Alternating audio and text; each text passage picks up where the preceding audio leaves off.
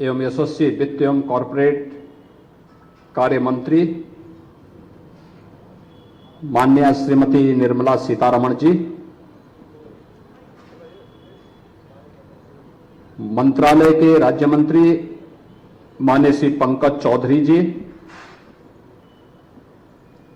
Chairman CBDT Shri Nitin Gupta ji,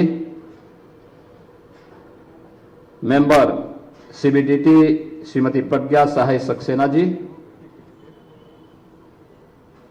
प्रधान मुख्य आयकर आयुक्त पूर्वी उत्तर प्रदेश श्री देवेंद्र सिंह, गोरखपुर के लोकप्रिय सांसद श्री रविकिशन शुक्ला जी, माननीय सांसद बांसगांव श्री कमलेश पासवान जी, आयकर विभाग के सभी अधिकारीगण, गोरखपुर के सभी उपस्थित महानुभाव, नागरिक बंधुओं, आयकर विभाग के पूर्वी उत्तर प्रदेश के इस मुख्यालय के लोकार्पण के अवसर पर पहली बार देश की वित्त मंत्री का आगमन महायोगी बाबा गोरखनाथ की इस पावन धरती पर हुआ है। मैं उनका उत्तर प्रदेश शासन की ओर से और गोरखपुर वासियों की ओर से, यहां के सभी आयकर दाताओं की ओर से हृदय से स्वागत करता हूं, उनका अभिनंदन करता हूं। यह उत्तर प्रदेश का पूर्वी क्षेत्र है। देश की आध्यात्मिक और सांस्कृतिक धरा के रूप में विख्यात है। गोरखपुर महायोगी गुरु गोरक्षनाथ की पावन साधना स्थली है। यहां से 90 किलोमीटर की दूरी पर भगवान बुद्ध की पावन जन्मभूमि और 50 किलोमीटर की दूरी पर उनकी पावन महानिर्वाण स्थली कुशीनगर है। गोरखपुर से 25 किलोमीटर की दूरी पर संत कबीर की महापरिनिर्वाण स्थली मगहर है, तो 150 किलोमीटर की दूरी पर प्रभु श्री राम लला की पावन जन्मभूमि अयोध्या धाम भी आता है। 200 किलोमीटर की दूरी पर यहां से बाबा विश्वनाथ का धाम काशी की पावन नगरी आती है। अपनी आध्यात्मिक और सांस्कृतिक विरासत के लिए यह पूर्वी उत्तर प्रदेश प्राचीन काल से ही विख्यात रहा है और आज भारत की माननीय और यशस्वी वित्त मंत्री श्रीमती निर्मला सीतारमण जी का यहां पर पूर्वी उत्तर प्रदेश के इनकम टैक्स के इस मुख्यालय के लोकार्पण कार्यक्रम में गोरखपुर में आगमन हुआ है। मैं इस अवसर पर उनका हृदय से अभिनंदन करता हूं, स्वागत करता हूं। देश के विकास की धुरी हमारा वित्त मंत्रालय होता है और इससे पहले जब रक्षा मंत्री के रूप में वे देश की रक्षा मंत्री का दायित्व का निर्वहन कर रही थी, आदरणीय प्रधानमंत्री जी के मार्गदर्शन में, तो देश के अंदर 2 डिफेंस मैन्युफैक्चरिंग कॉरिडोर की घोषणा हुई थी और उस समय उन्होंने एक डिफेंस कॉरिडोर उत्तर प्रदेश को दिया था। उन्हीं के सुझाव पर मैंने अपना प्रस्ताव भेजा था, जिसे प्रधानमंत्री जी ने स्वीकार किया और अंततः उत्तर प्रदेश के 6 नोड डिफेंस मैन्युफैक्चरिंग कॉरिडोर के रूप में विकसित हो रहे हैं, जिनमें काफी बड़ा निवेश भी आया है और भारत की सुरक्षा क्षेत्र में आत्मनिर्भरता के लक्ष्य को प्राप्त करने के आदरणीय प्रधानमंत्री जी के विजन को प्रभावी ढंग से आगे बढ़ाने में हमें मदद मिल रही है। उत्तर प्रदेश का गंगा एक्सप्रेसवे आज पश्चिमी उत्तर प्रदेश को पूर्वी उत्तर प्रदेश से जोड़ने का एक महत्वपूर्ण एक्सप्रेसवे है। लगभग 600 किलोमीटर के इस एक्सप्रेस हाईवे के लिए जब जीएसटी काउंसिल की बैठक में आप लखनऊ में पधारी थी, तो उस समय आपने बैंकों को इसके लिए तैयार किया था कि वे इसके लिए फाइनेंस करें और मुझे बताते हुए प्रसन्नता है कि प्रयागराज कुंभ अगले वर्ष आने जा रहा है। उससे पूर्व हमारा प्रयास है कि हम गंगा एक्सप्रेसवे को राष्ट्र को समर्पित कर सकें। प्रदेश और देश के विकास के लिए आपकी एक सकारात्मक दृष्टि अभिनंदनीय है और मैं इस अवसर पर आपका हृदय से स्वागत करता हूं, अभिनंदन करता हूं। हम सब जानते हैं भारत आज दुनिया के अंदर एक बहुत तेजी के साथ उभरती हुई एक नई अर्थव्यवस्था है और किसी देश के लिए इससे अच्छा अवसर क्या हो सकता है कि जब वह अपनी आजादी का अमृत महोत्सव मना रहा हो तब वह उस देश को इस मामले में पीछे धकेल रहा है जिस देश ने लगभग 200 वर्षों तक उस पर शासन किया हो। ब्रिटेन 5वीं अर्थव्यवस्था के रूप में जाना जाता था, लेकिन जब प्रधानमंत्री मोदी जी के नेतृत्व में देश अपनी आजादी का अमृत महोत्सव मना रहा था तब ब्रिटेन को पछाड़ करके भारत दुनिया की 5वीं बड़ी अर्थव्यवस्था बना और हमें विश्वास है कि प्रधानमंत्री जी के तीसरे कार्यकाल में भारत तीसरी बड़ी अर्थव्यवस्था भी बनेगा, इसमें कोई संदेह नहीं है। देश के अंदर इनकम टैक्स के द्वारा अपने टैक्स पेयर के लिए जो 7 हब निर्मित किए जा रहे हैं उनमें से एक गोरखपुर भी बनाया जा रहा है, जिसमें इनकम टैक्स के जो टैक्स पेयर हैं, जो आयकर दाता हैं, उनकी काउंसलिंग के लिए, उनकी किसी भी प्रकार की असुविधा को दूर करने के लिए मैं हृदय से प्रधानमंत्री जी का भी और माननीय वित्त मंत्री जी का इसके लिए आभार व्यक्त करता हूं। उत्तर प्रदेश आज प्रधानमंत्री मोदी जी के मार्गदर्शन में तेजी के साथ देश की एक उभरती हुई अर्थव्यवस्था के रूप में आगे बढ़ा है। पिछले 7 वर्ष में उत्तर प्रदेश ने अपनी जीडीपी को दोगुना करने में सफलता प्राप्त की है, तो प्रति व्यक्ति आय को भी दोगुना करने में हमें सफलता प्राप्त हुई है। आज देश का अच्छा इंफ्रास्ट्रक्चर उत्तर प्रदेश के अंदर मौजूद है। उत्तर प्रदेश के अंदर बैंकों ने भी, अगर हम रिजर्व बैंक की रिपोर्ट को ही देखें तो यहां पर होने वाले निवेश में सर्वाधिक बैंकों का जो योगदान मिला है वह उत्तर प्रदेश को प्राप्त हुआ है और उत्तर प्रदेश के अंदर दोनों चीजें बहुत मायने रखती हैं कि बिजनेस बढ़ रहा है। एक सीडी रेशो, जब हम लोग आए थे तब उत्तर प्रदेश का 44-45% था, आज यह बढ़ करके, मैंने कल ही एसएलवीसी की बैठक ली थी लखनऊ में और मुझे बहुत अच्छा लगा कि अब ये लगभग 60% के आसपास पहुंचने जा रहा है, यानी 44-45% से बढ़कर के 60% तक पहुंचना। और हमने लक्ष्य दिया है कि अगले वित्तीय वर्ष के लिए इसको 65% तक पहुंचाना है। लेकिन उतनी तेजी के साथ यह भी साबित होता है कि उत्तर प्रदेश में इनकम टैक्स भरने वालों को, आईटीआर का जो रिटर्न फाइल करने वाले लोगों की संख्या भी बढ़ी है। 2014 में केवल 1,45,000 लोग यूपी के अंदर इनकम टैक्स का रिटर्न भरते थे और आज ये संख्या 12 लाख से ऊपर पहुंच चुकी है और ये होना भी चाहिए, हमारा राष्ट्रीय कार्य है। अगर टैक्स पेयर से हमने पैसा लिया है तो पैसा ईमानदारी के साथ सरकार के खजाने में जाना चाहिए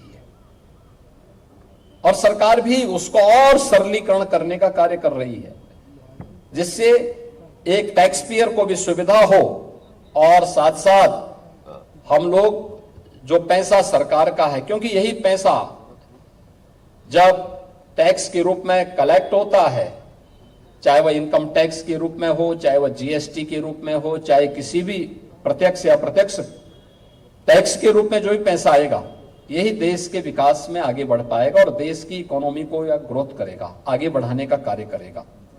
और हम सबको इस दिशा में पूरे प्रभावी ढंग से आगे बढ़ चढ़ करके भाग लेना चाहिए। बेहतरीन समन्वय के माध्यम से, संवाद बना करके इन कार्यक्रमों को अगर हम आगे बढ़ा पाएंगे तो तेजी के साथ यह देश दुनिया की एक बड़ी अर्थव्यवस्था के रूप में आगे बढ़ सकता है। आदरणीय प्रधानमंत्री जी ने 2047 देश के प्रत्येक नागरिक को एक लक्ष्य के रूप में दिया है। यह देश जब अपनी आजादी का शताब्दी महोत्सव मना रहा होगा 2047 में, उस समय कैसा भारत हमें चाहिए? एक विकसित भारत। विकसित भारत हम सबका संकल्प होना चाहिए। विकसित भारत का संकल्प का मतलब सबसे बड़ी भूमिका होगी नागरिक कर्तव्य की। एक नागरिक के रूप में हम अपने कर्तव्यों का निर्वहन कितनी ईमानदारी के साथ कर पा रहे हैं, और नागरिक कर्तव्य किस रूप में? उसका रूप वही है कि मेरा जो कुछ भी है इस देश के लिए है, इस समाज के लिए है। देश को हम भी अपने स्तर पर कुछ योगदान दे पाएंगे। एक सामान्य टैक्स पेयर उस रूप में योगदान दे सकता है, एक नागरिक अपने रूप में उसका योगदान दे सकता है, एक व्यापारी अपने रूप में उसका योगदान दे सकता है, अधिवक्ता अपने क्षेत्र में इसमें योगदान दे सकता है। अलग अलग फील्ड का व्यक्ति अगर ईमानदारी पूर्वक अपने कर्तव्यों का निर्वहन करके इस कार्यक्रम को आगे बढ़ा रहा है, तो हम राष्ट्र निर्माण की प्रवर्तमान अभियान में हम सब का भी योगदान होगा। और आज प्रदेश के अंदर बैंकों ने जिस तेजी के साथ लोगों के साथ सहभागी बनाकर के इस कार्यक्रम को आगे बढ़ाना प्रारंभ कर दिया है, चेंज आया है, परिवर्तन, बहुत परिवर्तन आया है। आज तो बड़े पैमाने पे कोई भी नौजवान जाता है, बैंक उसके लिए सदैव खड़ा रहता है। हाँ, औपचारिकता तो हमें पूरा करना पड़ेगा, और उन औपचारिकताओं को पूरा करते हुए हम आगे बढ़ते हैं। तो फाइनेंशियल इंक्लूजन ने जिस तरीके से प्रत्येक नागरिक के जीवन में परिवर्तन करने का काम किया है, एक बड़ा क्रांतिकारी अभियान है। चाहे वह जनधन की योजना हो, अटल पेंशन योजना हो, जीवन ज्योति बीमा योजना हो, जीवन सुरक्षा बीमा योजना हो, पीएम मुद्रा योजना हो, पीएम स्वनिधि योजना हो। एक स्ट्रीट वेंडर के लिए कोई पूछता नहीं था, आज उस स्ट्रीट वेंडर को भी स्वावलंबन के साथ आगे बढ़ने के लिए वीसी सखी के माध्यम से गांव-गांव में बैंक की आउटलेट खोलने और बैंकिंग सेवा प्रदान करने में मदद मिल गई। बड़े पैमाने पर वे लोग इस अभियान के साथ जुड़े हुए हैं, और मुझे प्रसन्नता है कि भारत सरकार का योगदान, वित्त मंत्रालय का योगदान इस दिशा में पूरी सकारात्मक रूप से प्रदेश शासन को प्राप्त होता है, जिससे उत्तर प्रदेश देश की एक बड़ी उभरती हुई अर्थव्यवस्था के रूप में आगे बढ़ा है। अभी 2 दिन पहले प्रधानमंत्री जी ने लखनऊ में उत्तर प्रदेश के ग्राउंड ब्रेकिंग सेरेमनी के आयोजन में उपस्थित होकर के इसको एक नई ऊंचाइयां प्रदान की है। मुझे याद है जब पहली बार हम लोगों ने प्रदेश के अंदर इन्वेस्टर समिट की बात कही थी, निवेश करवाएंगे, तो मुझे उनकी बातों पे हंसी आ रही थी और गुस्सा भी आ रहा था। मैंने कहा, आप क्या बात कर रहे हैं, 20,000 करोड़ ही केवल यूपी में निवेश होगा? तो कहते, अरे साहब, यूपी में कौन निवेश करेगा? मैंने कहा, क्यों यूपी, तब तक हमारी सरकार को बने हुए मात्र 6 महीने हुए थे। मैंने कहा, क्या यूपी में अभी किसी का विश्वास नहीं जगा है? कहा, अरे साहब, अभी कहां जगने वाला है, इतनी जल्दी विश्वास? तो जब विश्वास एक बार टूट चुका है, 15-20 वर्षों का जो अविश्वास है, इसका खामियाजा तो भुगतना ही पड़ेगा। और पहला जब इन्वेस्टर समिट किया था, मुझे भी कुछ जगहों में जाना पड़ा था। हम लोगों ने वहां पे लोगों के साथ रोड शोज किए थे, उद्यमियों के साथ हम बैठे थे, जिससे भी हम बातचीत करते थे वो कहता, साहब, हमने तो बहुत पहले संकल्प लिया, हम यूपी कभी नहीं जाएंगे। क्यों नहीं जाएंगे, क्यों नहीं आएंगे आप? वो कहता था, साहब, हम ही सुरक्षित नहीं तो पूंजी कैसे सुरक्षित रहेगी? आज मैं कह सकता हूं, यूपी दंगा मुक्त प्रदेश है। कोई दंगा यूपी में नहीं होता है, कोई गुंडागिर्दी यूपी में नहीं होती, कानून व्यवस्था की स्थिति बेहतरीन है। यूपी में आज के दिन पे पर्यटकों की संख्या कितनी तेजी के साथ बढ़ी है। अकेले अयोध्या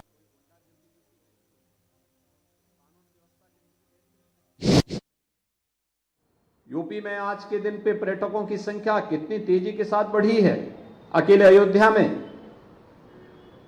कल अयोध्या में प्रभु श्री रामलला के विराजमान होने का 1 महीना पूरा होने जा रहा है, और आज पूरा होने जा रहा है। और इस अवसर पर अगर आप देखेंगे कि पिछले 1 महीने के अंदर लगभग 62 से 65 लाख श्रद्धालु अयोध्या धाम में पधारे हैं। आप सोच सकते हैं।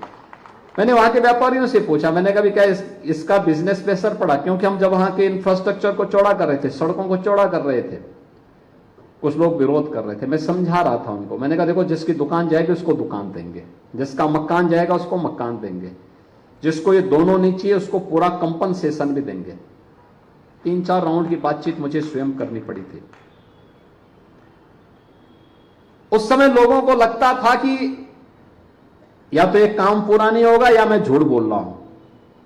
मैंने कहा देखो भाई, हम लोग झूठ नहीं बोलते, हम तो प्रभु राम को अपना आदर्श मानते हैं और हमारा यही मानना है कि रघुकुल रीति सदा चली आई, प्राण जाए पर वचन न जाए। जब एक बार बोल दिया तो उसको हर हाल में लागू करेंगे, चिंता मत करिए, जरूर होगा। सभी का पुनर्वास किया गया, हर एक को दुकान दी गई। और परिणाम क्या है? आज जब मैं 1 सप्ताह के अंदर ही गया था, प्रभु रामलला के विराजमान होने के 1 सप्ताह के अंदर अयोध्या गया था, तब मैंने वहां के उद्यमी और व्यापारियों से पूछा कुछ लाभ हुआ? उन्होंने कहा साहब, बिजनेस हमारा 30 से 50 गुना बढ़ गया है। और केवल ये तो व्यवसाय की मैं बात कर रहा हूं, होटल वालों के साथ बैठक करवानी पड़ी मुझे कि भाई रेट ज्यादा मत बढ़ाइए अब, क्योंकि 1,80,000 रुपए तक रूम के रेट जा रहे थे। हमने कहा भी कम करो भाई, और फिर उसको कुछ को हम लोगों को लेना भी पड़ा फिर कि नहीं भाई इससे ज्यादा रेट नहीं होगा, कैप करना पड़ा था। टैक्सी सेवा, और केवल अयोध्या में नहीं, आप लखनऊ जाइए, किसी भी होटल में रूम नहीं मिलेंगे, वाराणसी में नहीं मिलेंगे, प्रयागराज में नहीं मिलेंगे, गोरखपुर में नहीं मिलेंगे, क्योंकि सब पैक हैं। कहां? अयोध्या जाने के लिए। कितना परिवर्तन होता है। प्रधानमंत्री जी के द्वारा प्रयास प्रारंभ किया, आज रिजल्ट हम सबके सामने है। आस्था भी और आजीविका भी इसी को कहते हैं, और यह कार्य हम सबको मिलकर के आगे बढ़ाना होगा। पूर्वी उत्तर प्रदेश का यह गोरखपुर मुख्यालय है। 20 जनपद इनकम टैक्स के इस मुख्यालय से यहां से संचालित होंगे, और मुझे पूरा विश्वास है कि टैक्स पेयर और इनकम टैक्स दोनों के बीच बेहतर समन्वय के माध्यम से हम हर एक टैक्स पेयर को टैक्स देने के लिए स्वतः स्फूर्त भाव के साथ तैयार कर पाएंगे। ये केवल इनकम टैक्स की ही जिम्मेदारी नहीं है, ये हम सब की भी नागरिक दायित्व होना चाहिए कि हम भी लोगों को इसके लिए तैयार करें। हर समाज का हर व्यक्ति, हर नागरिक को तैयार करें कि ये हमारी राष्ट्रीय ड्यूटी बनती है। हम दें तभी देश का विकास होगा, इंफ्रास्ट्रक्चर तब और अच्छा होगा। अगर उत्तर प्रदेश में हमारे पास पैसा नहीं होता तो क्या हम उत्तर प्रदेश के अंदर इंफ्रास्ट्रक्चर दे पाते, एक्सप्रेस हाईवे दे पाते, एयरपोर्ट दे पाते, ये रामगढ़ ताल का सुंदरीकरण हो पाता, या और कार्य हो पाते? आज पैसा है तो प्रदेश के अंदर हर जनपद में अच्छे कार्य हो रहे हैं। पैसा ही नहीं होता तो भीख मांग मांग करके कब तक आप काम कर पाते? नहीं हो पाता। इसलिए हम लोग प्रत्येक नागरिक को इसके लिए तैयार करेंगे। इस विश्वास के साथ मैं इनकम टैक्स के इस पूर्वी उत्तर प्रदेश के मुख्यालय के लोकार्पण के अवसर पर माननीय वित्त मंत्री जी यहां पर आई हैं, उनका हृदय से अभिनंदन करता हूं, स्वागत करता हूं। इनकम टैक्स विभाग को इस मुख्यालय के लिए हृदय से बधाई देता हूं और विश्वास व्यक्त करता हूं कि यह भवन न केवल देश के इनकम टैक्स को संख्या को बढ़ाने में सफल होगा, बल्कि यहां के प्रत्येक टैक्स पेयर को और भी अपने साथ जोड़ करके राष्ट्र निर्माण के इस अभियान के साथ उसे और मजबूती के साथ बढ़ाने का काम करेगा। आप सबके प्रति मेरी शुभकामनाएं। धन्यवाद। जय हिंद। फर्रुखाबाद से अगली खबर है। डबल मर्डर से इलाके में हड़कंप